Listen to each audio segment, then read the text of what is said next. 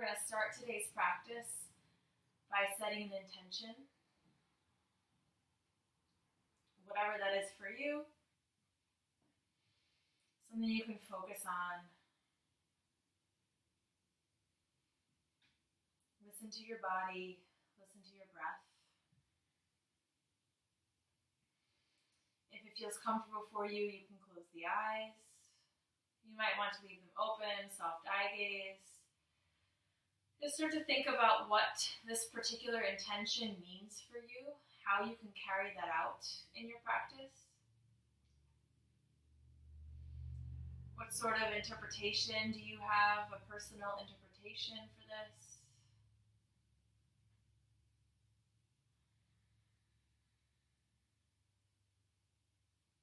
Setting it as an intention is just so that you have something to focus on. Doesn't mean you need to be thinking about it every moment of your practice, but use it as a sort of a meditation. So as your mind starts to wander, you have something to bring it back to. Give yourself a moment to soak it in, to find a moment of stillness, to allow yourself this space, this time, for what you need.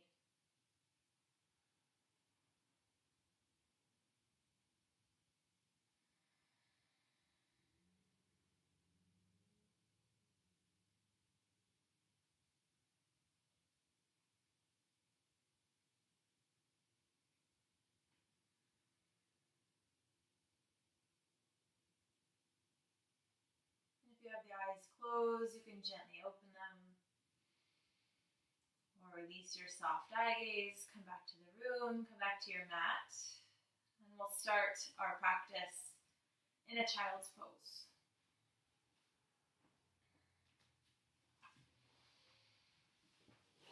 So child's pose can be either knees together or knees wide apart.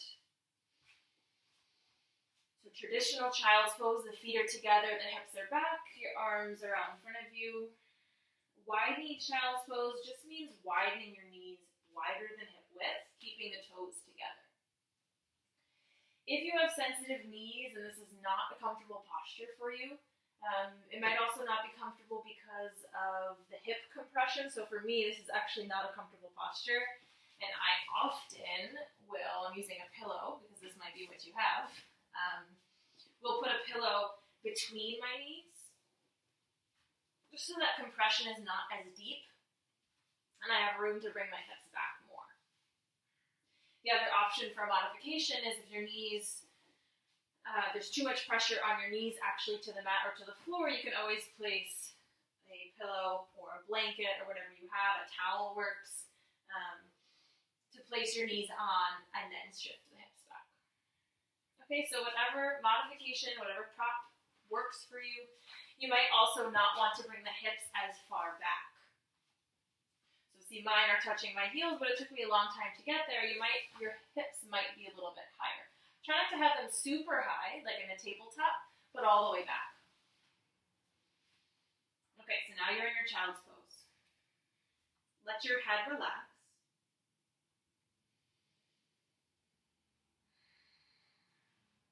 I'm keeping my head slightly off the mat just so that I can talk to you. But you're aiming to get your forehead to touch the floor.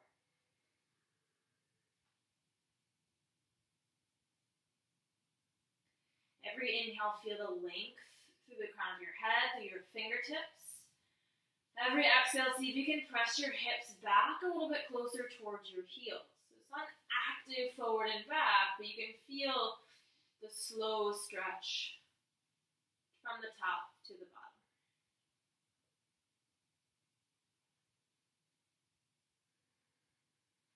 Use this moment to notice how your body feels in your first posture, your first asana. What comes up for you? What's a little tight? What's a little more open? And what do you need for your practice today?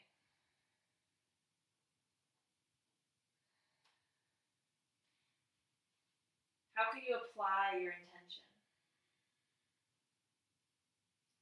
Start to make this more active. by reaching your fingertips forward and stretching your hips back one more time, but this time even more active. Really spread the fingertips, press the hips back, lengthen through the crown of your head. On your exhale, release that stretch and walk your fingertips over towards the right. Maybe just a little bit. You might be able to reach them off of your mat. I'll give you another extended option. You might place your left hand on top of the right just to get a little bit more into your left shoulder, a little bit more into your left side. Let the head release as you sink the hips back. You're opening up the whole left side of your body, the left side of your rib cage. Slowly walk yourself back to center and take the other side. Fingertips to the left. Maybe place your right hand on top of your left if you want a little bit more, opening up the right side rib cage, the right side of your body.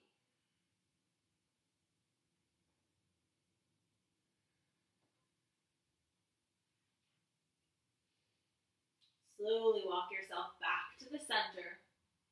Pause in the center. We just stretched out lateral flexion of the spine, side to side. Now we're going to take a twist. Walk yourself up just a little bit. Bring your left arm underneath your body, landing on your shoulder. You might keep the hips low. It might feel better to lift them up higher.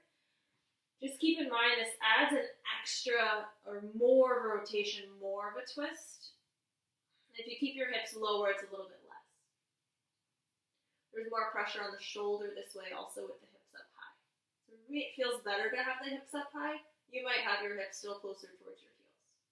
This top arm, your right arm, can stay like a kickstand here, or you might extend it straight out in front of you, nice and long. Feel a stretch along your spine. You might also have the room to bring it back behind you, wrapping your arm back behind you. Again, find the one that works for you. Let your head relax completely. If you want more of a twist, you can start to roll this top shoulder if you have the wrap a little bit more open. Slowly release. Come back to center. You might want to shimmy the shoulders a little bit in between. Then the right arm comes through, landing on your shoulder. Hips again high or low or somewhere in between. Top arm is either kickstand, extended long, or wrapped back behind you.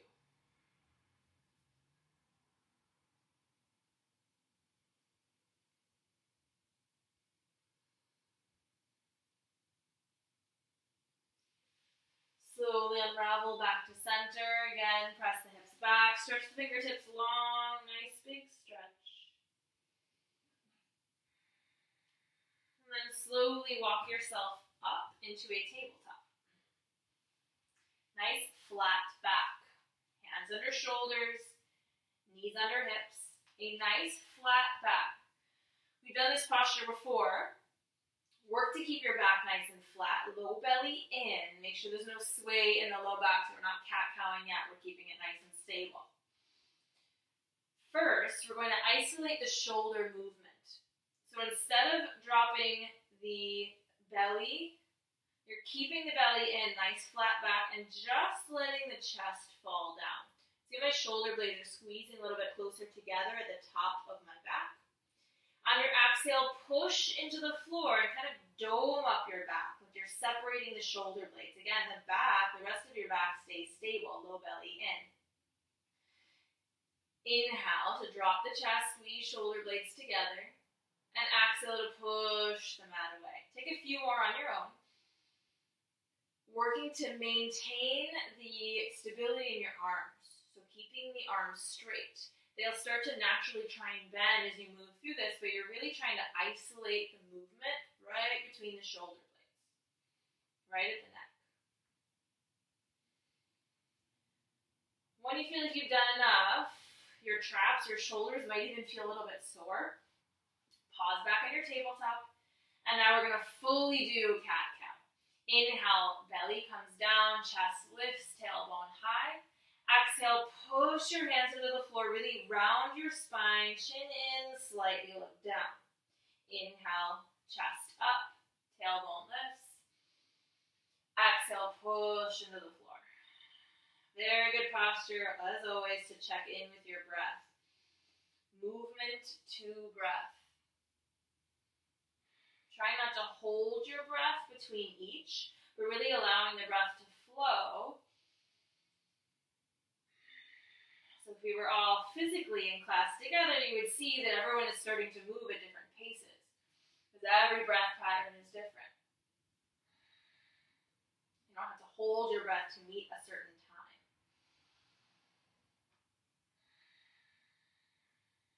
Okay, when you're done, you might first want to take some extra little movements, side to side, shifting forward and back. This is just to warm up every last movement of your spine that you need before we start to move a little bit deeper, a little bit more purposeful.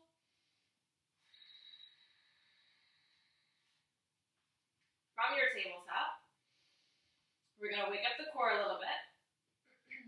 Simple movement to start, I'm going to add on a little bit. From your tabletop, extend your left leg out and your right arm up. Nice, one straight line. You might tap the toes to the floor for balance or try and keep them lifted. Either way, keep your toes, your foot really active. So you're either really flexing the toes or really pointing the toes. Whatever helps to keep your leg nice and long, thigh engaged. Reach through the right fingertips and hold. Nice. Exhale, land it down. Left arm up, right leg back. Again, you can touch the toes to the floor. Just make sure your foot is actively flexed or actively pointed. Eventually, you can lift it up nice and high, trying to get it in line with your hand. Bring the inside of your palm inside. That just helps you hold this balance a little more rather than palm facing to the floor. So thumb up, arm stays engaged, and the foot and the legs stay engaged. Exhale, land it down. Maybe take a round of cat-cow. You might want to press back into a child's pose if that feels good, really extending fingertips long. Notice how much more space you have in your back now.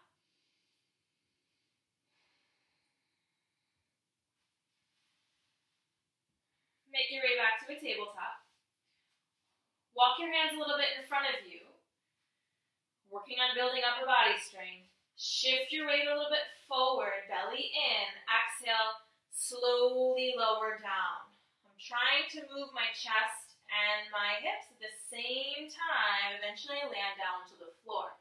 Know that it's okay if you end up landing a little bit heavy at the end. We're working on building that strength. From here, hands underneath your chest. Inhale, little baby cobra. Squeeze shoulder blades together. Exhale to lower back down. Inhale, squeeze the shoulder blades together. Lengthen again through the crown of the head. Exhale, lower down. One more, inhale, lift. Keep the legs engaged. You're not squeezing them close, but you're not letting them flop out either. Keep them semi-engaged as you lift up. Exhale, lower down. Hands underneath your chest. Tuck your toes, press yourself back to a tabletop first. Then lift your knees, hips way back, downward facing dog. Your first downward facing dog. Hands are about shoulder width apart. Feet are about hip width distance apart. Push your hands into the mat. Spread through all 5 fingers. So notice if you're just using your wrist or if you can press the knuckles down into the mat. Wrap your triceps towards one another. Slide the shoulder blades back. It's okay if your heels are lifted off the mat. Mine are lifted, and maybe towards the end of my practice, they might come a little bit closer towards the floor. You can always bend your knees if you need to. You're working to keep a nice long spine. That's your focus. So if you have any rounding in your spine, you can bend the knees to get a little more length in your back. So now we've been holding this for a while. Let's take some little steps to the top of the mat. Little steps, stretching out the hamstrings as you come forward. It's okay if you get stuck in the middle of your mat. Walk your hands back towards your feet if you need to. Inhale, flat back, chest lifts, shoulders back, belly in, long spine. Exhale to fold, nice and heavy. Widen your feet. Grab onto opposite elbows and hang in a ragdoll. Swing side to side if you like. You might draw figure eights with the elbows. The more you lift your belly, the deeper you can fold down. Really bend your knees. So your belly should be resting on your thighs, really nice and heavy. Check in with the whole back side of your body. The hamstrings, the hips, what's going on here?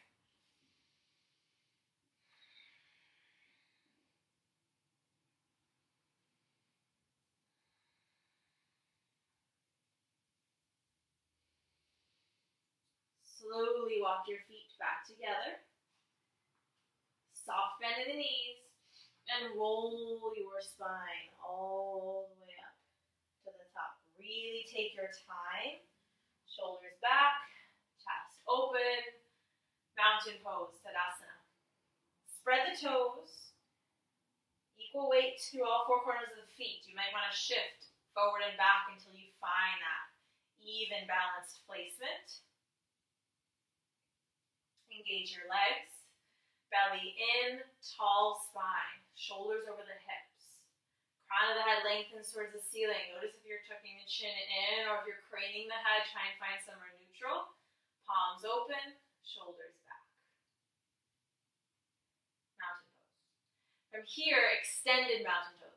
We're going to do a few half salutations, so nice and slow sun salutations. Root down to the floor, inhale the arms, come all the way up over the head. Exhale, palms come together, slowly fold down. Belly in, head heavy at the end. Inhale, nice flat back. Weight forward to the toes, chest forward. Exhale, fold. Inhale, palms come up through the center and roll all the way up. Extended mountain pose. You're trying to keep the belly in, shoulders back. Nice. Exhale, forward fold. Inhale, halfway lift, chest forward, flat back. Exhale, fold. Inhale, roll again, all the way up, palms come through the center. Okay, last one, we're going to complete a full salutation. Exhale, fold down. Lead with your chest first, and then let the head go heavy at the very end of your forward fold. Inhale, flat back, chest lifts. Halfway lift is all about a straight spine. We'll weight forward to the toes. Exhale, land your hands. Carefully step yourself back to a plank pose. Plank pose meaning heels high, hips low but not too low. If at any point you need to, you can always drop down to the knees. That's still going to work your core. That's still a plank pose. It's also working your back. So by core, I don't just mean your abs. I mean the whole center of your body. The whole torso, even the thighs can be your core. The whole center, basically your center of gravity, your center of work. In your plank pose, whether it's knees or toes, hips are low but not too low, so they're not sinking.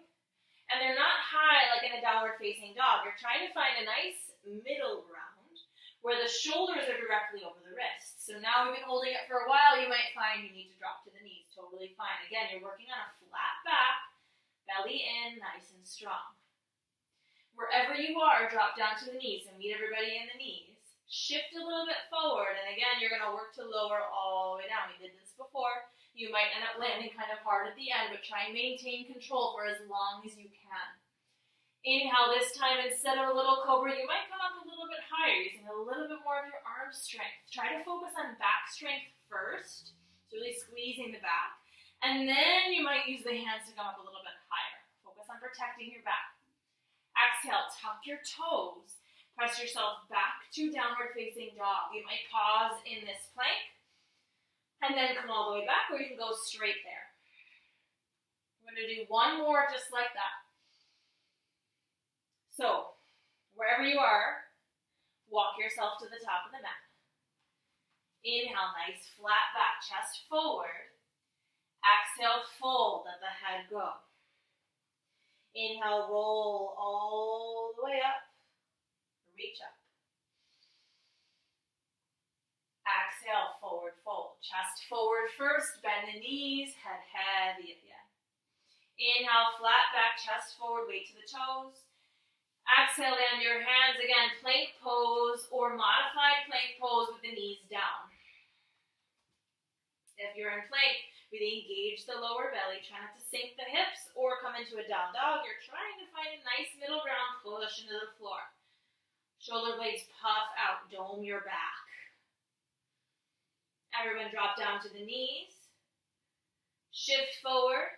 Hug the elbows in. Last one. Come all the way down. Arms are working all the way. Now flip your feet so tops of the feet are to the floor. Inhale, lift up. You might be able to come up even higher. So this is Cobra pose. All the way up. All of those variations of Cobra. Shoulders come back. If you're feeling super strong today, you can try an upward facing dog, which is to press the tops of your feet into the floor. Engage your thighs, and maybe you can lift your knees up off the mat. Careful how that feels in the low back. You have to really engage the legs and lift your chest so that you're not bothering the low back. On your exhale, tuck your toes. Maybe you come back through a knee down plank, or you press all the way back to downward facing dog. From here, pedal up the feet a few times. If at any point downward facing dog is too much, you can always come down to a tabletop and kind of do similar things. So you might come to a tabletop and kind of tap out your feet. Or you're walking the feet from a downward facing dog. Always an option. Listen to your body. Your practice. From here, make your way to the top of the mat. Inhale, flat back, halfway lift, chest forward. Exhale, fold, let it go. Inhale, roll all the way up, reach up. Nice. This time we're going to take a little bit of a back bend. Press the hips a little bit forward, lift your chest, lengthen tall. Exhale to reach back a little bit. Backward bend does not have to be very far. So even just lifting my chest is a backward bend. I want you to focus more on the extension of the front side of your spine. So lifting up first, creating length. Then see if you can go back. I don't want you to dump into the low back. Use the whole spine to find length first. Then reach. Nice. Come back to the center. We're going to move side to side. So you might want to release the hands if it's too much. You can even bend the elbows slightly to keep the shoulders open. Either way, you're just going to move right and left a few times. Try not to just collapse into it. Really find this length first and move from the hips. So you're just pressing the hips side to side to lengthen on each side. Once you're even, pause back in the center. Palms through the center and forward fold. Inhale, flat back, chest forward. Exhale, fold. Inhale, roll all the way back up. No more sun salutations. Exhale, bring the arms all the way down by your side. Pause in mountain pose. Palms face open. Shift the weight forward and back between heels and toes. Shoulders back, belly in, long spine. Nice. We're going to step back into Warrior One, repeating some postures so you become more familiar. Right foot forward, left foot back. Bend your right knee. You might start with your hands on your hips to help square them. By squaring them, and bringing them both to face whatever's in front of you. Maybe it's a wall, maybe it's something else, whatever you have in your yoga space. Front knee is over the ankle. It doesn't have to be a big bend. So my stance can be very short, or it can be very long, and then I have to sit a little bit lower to keep my knee over my ankle and to keep my back heel down. Look at your feet. They shouldn't be like on a tightrope. That's going to make it harder to balance. So the wider your stance is, the more room you give yourself between your feet, the more stable of a base you have. So if you widen your foundation, you have more center of gravity. Belly in, tall spine, lift your chest up, arms up. My fingers might be a little bit cut off by the video, but I want your arms to be really active, and you can do that by turning your pinky fingers in towards one another. So I'll just show you what I mean by that. If my arms were overhead, turn the pinky fingers in so so that the insides of my arms are kind of facing towards one another. And you feel this kind of wrapping sensation of the ribs, and it keeps you a little more stable in the center of your body. Warrior one, reach. Nice. Interlace the fingers, bring them back behind the head, and open your chest. You're finding a little bit of a backward bend. But again, focus on the length first, and then go back. Notice if your right knee has stopped bending, sit it down a little bit lower. Nice. Inhale the arms back up over center. And exhale, open out to warrior two. I know I'm facing away from you, but you can still see my legs and my feet. Right heel is in line with the left arch of my foot. If you find you need slightly different room, you might wiggle the heel a little bit closer towards the top of your toes. Still, my knees over my ankle, really protecting that joint. Thigh might be parallel to the floor, maybe not. Hips forward, lift your chest, arms nice and strong. Yes, warrior two.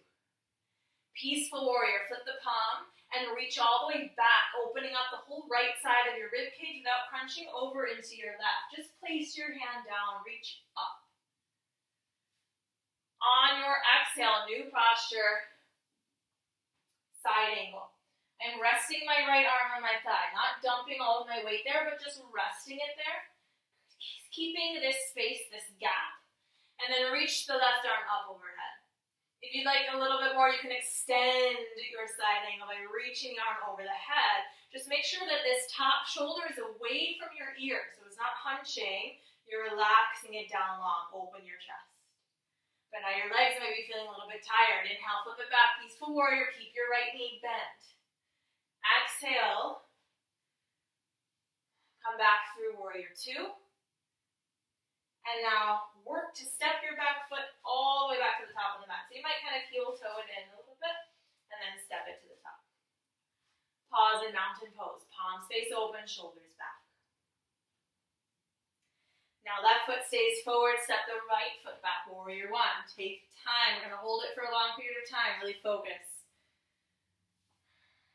So maybe it doesn't feel like much at first, but over time it definitely starts to make you a little bit sore. You're working your muscles. Left ankle underneath your knee. Left toes pointing directly in front. Back foot is at just a slight angle. Your heels are not in one line. They're hip width distance, or maybe even wider if you need it. It can be very wide if your hips need some more room. So if you have tighter hips, you might need more distance. Just make sure that both hips come all the way to the front, and they're not opening out to the side. Find your nice stable stance, and I need to work on finding it first, and then I can reach the arms up and complete the posture. Again, pinky fingers wrap towards one another, shoulders away from the ears. Lift your chest. We're going to interlace the fingers, bring them back behind the head. Open up your chest. Find a little backward bend. Nice. Release that. And your exhale, open out to warrior two. So you'll have to widen your stance. You'll have to wiggle out the feet. Heel toe, both feet, one foot, whatever you need. The left toes still stay pointing directly in front, left knee over ankle, thighs close to parallel to the floor, maybe not quite so low. Again, heel is in line with the arch. You might want the heel a little bit closer to the top of your foot if your hips need more room to open. Just make sure that this knee isn't collapsing in. Guide it more over the ankle. Nice, safe protection of the joint. Knees directly over the ankle, joints are stacked. We're working on the stabilizing muscles to keep you holding in place. Keep the right leg engaged as well. So you'll feel a lot in the left leg, but don't forget to engage this thigh. Lift your chest. Gaze is over the left fingertips. Gaze is really important. Drishti. That's the focus of your gaze. Helps a lot with balancing postures. If you're looking all around, it makes it a lot harder to keep yourself steady. Flip your palms, peaceful warrior, reaching back, opening up the left side of your body, but not crunching too much over onto the right. Exhale, side angle pose.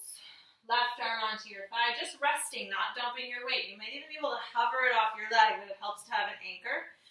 Reach the right arm up. If you want, it can also go all the way over towards the front. Just make sure that doesn't bring your shoulder with your ear. Draw it down and back, And work to open your chest a little more towards the ceiling, like you're wrapping it open towards the ceiling. Nice. Keep your knee bent. Flip it back. Nice. Exhale, travel through warrior two. Keep both legs nice and strong. I know you're working a lot. And now work to heel toe your foot back into the top. You can work to start straightening this leg. Set the feet back together. Arms by your side. Tadasana, mountain pose. Check in with your hips. A lot of hip opening there. A lot of leg strengthening. So notice how your hips and your legs feel along with your breath. We're going to do a little bit of balance today in tree pose. Ground down through your left leg. Strong, solid left leg. Really engage your thigh. You might hear some people say lock your knee. I don't say that because it's not about the knee joint, but it's about all the stabilizing muscles that are around your knee. So engaging your thigh to make it kind of pop out a little bit. Engaging your shin and your calf so that your knee is nice and stable. If you are someone who is hyper flexible, so I know a lot of people, I can't show you because I'm not, but your knee will actually go back a little bit. You're still trying to keep the knee over the ankle. So for those people, I would say add a slight bend to your knee. Really, everyone can have a micro bend to your knee. It should be strong and solid, not locked out. If I had one of you, I would do a little demonstration to show you. Maybe I'll find an example of that. But engaging your thigh, protecting your knee. So we're doing all this so we can balance on your leg. Your right foot comes to the ankle. Your toes might stay in the mat. You might to be able to lift it all the way up to your shin, maybe higher. Just don't place it on the knees. If you're going to the next step, you'll bring your foot to the inside of your leg. Yeah. Knee open. Wherever you've placed your foot, and this is why you don't want it on your knee, you're going to press back into your foot. So your leg and your foot are pressing together, and then you should feel a sense of kind of lift through the center of your body. Maybe the palms come to the center of the chest. They might feel better on your hips. You might be able to grow your tree a little bit higher. If you really want to test your balance, root down through the floor, and you might move the body side to side, like you're swaying. Pausing wherever you need to, finding the edge of your balance. So if you fall out, that's great. You know your edge. You want to try and find that spot right there again. Wherever you are, come back to center. Slowly release. Nice, other side. Root down to your right leg, strong, solid right. Spread the toes. Push down to all four corners of your foot, then work on the leg. Engage the leg so your knee joint is safe, and then bring your sole of the foot either to the ankle, the shin, the calf, maybe all the way up to the inner thigh. It might be different one side than the other. Totally fine. One leg is different to balance on. One hip is different. So whatever works for you, open your knee out to the side. Hips forward, belly in. Lift your chest. Hands can stay on the hips. They might come to the chest. You might reach them up overhead. You might want to try swaying. Maybe that makes you fall out. That's totally fine. Just come back in. Find your edge. Find a little fun in your practice. So don't worry if you fall out. You can always come right back in. We're working on balance, practicing on balance. Focus on one point. Use your drishti. One point of focus. And wherever you are, slowly come back to the center. You might want to shake your legs out a little bit. You might want to shake your arms. Really just let it go. We're going to make our way to the floor. Just very carefully, however you get there. Let's meet back in a child's pose. Same way you started. Knees together or knees wide, however feels better for you. I'm going to keep my knees together. Rest back. If your knees are together, it might feel good to bring your hands, your arms back behind you. Fingertips back behind you, palms up. Really let the head go heavy, and this just really releases the shoulders here.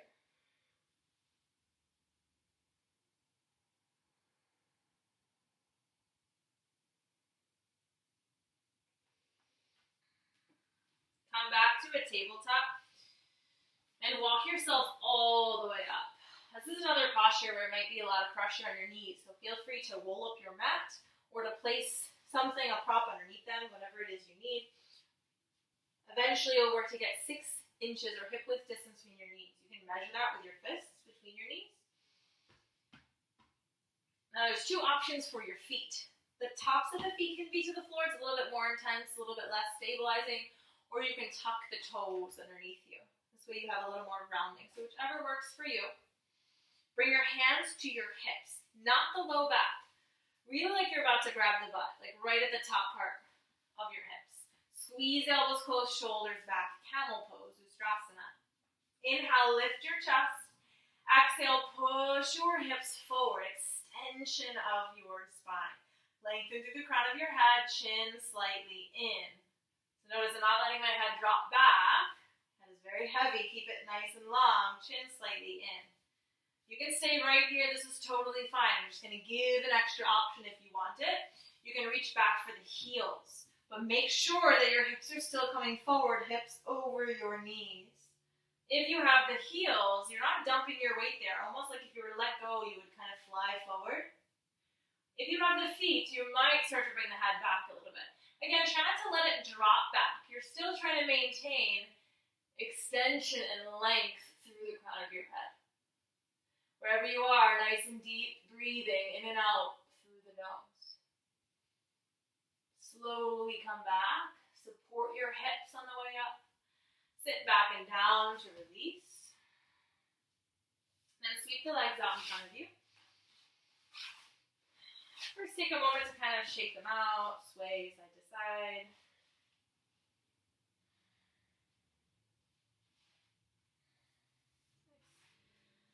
Then scooch the hips forward and lie all the way down to the floor.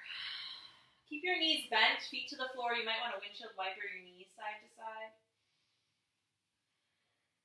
We did a lot of inner hip stretching, so I'm just going to do a big stretch for the outer hip. Pick up your feet, pick up your legs.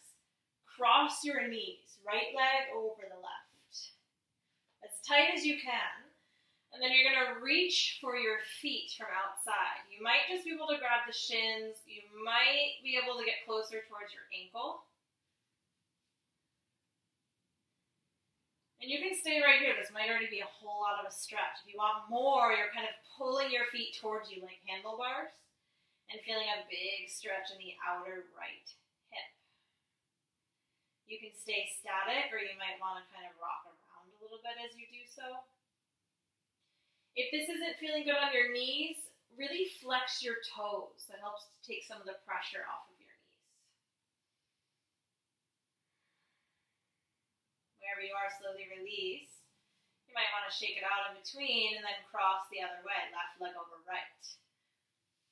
It's okay if you don't have a super tight wrap, just as much as you can. Bend your knees and reach from the outside. You might be able to get closer towards the ankles, maybe not.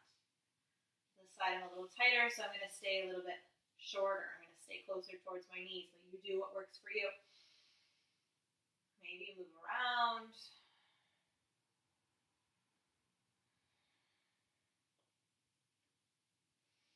Slowly release. Land the feet.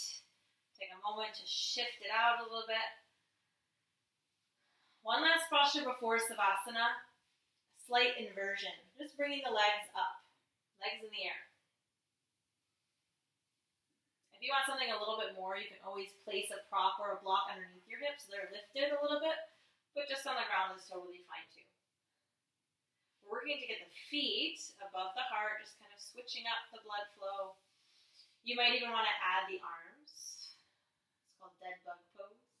Once you're here, you might want to rotate the wrists, wiggle the fingers, rotate the ankles, spread the toes. Take a moment here. Allow all this blood flow, the energy to come to the center, to ground you down.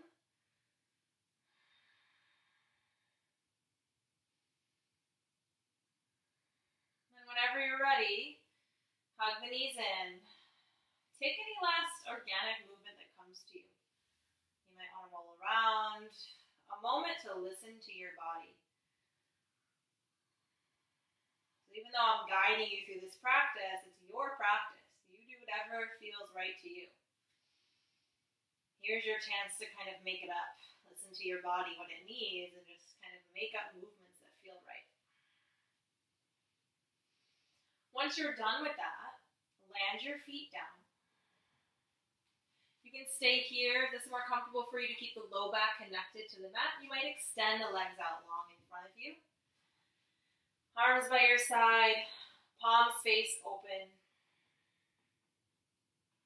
You can keep the legs and the arms together. You might spread them out even wider if that feels better for you. Somewhere that you can start to let go, start to release, and soak in the benefits of your practice. Perfect time to come back to any intention you may have set.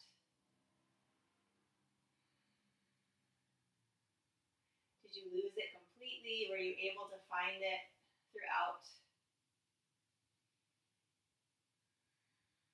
Maybe you can retroactively reflect. But allow yourself a moment to soak it in. No judgment, just observing how it's going for you. The quality of your breath, the heat in your body, the weight of your body to the floor. Give yourself a few moments for whatever it is you need here, your savasana.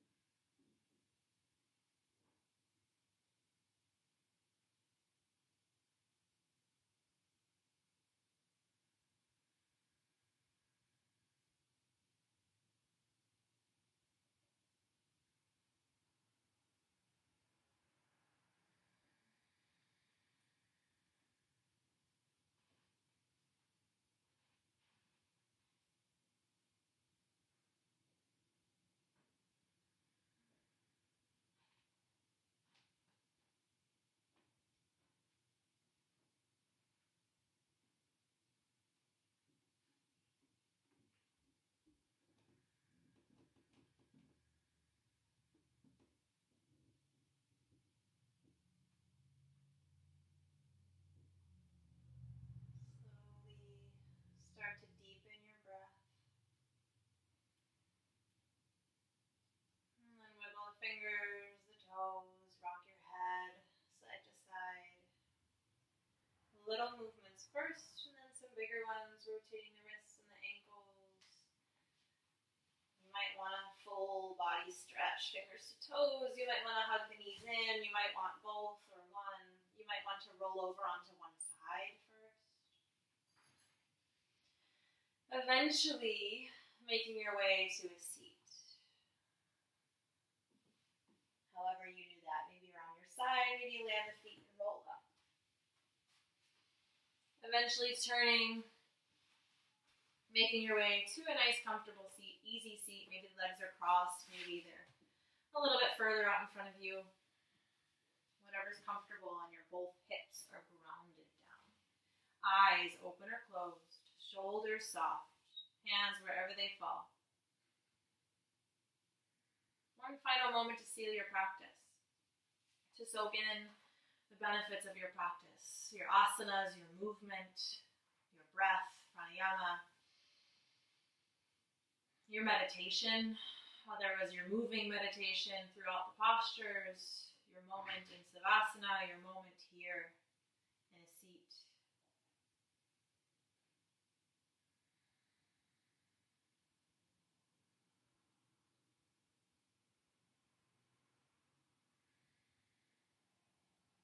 Thank yourself for your practice today, for sharing it, however it is you shared it. I thank you for sharing your practice with me, allowing me to guide you in your practice.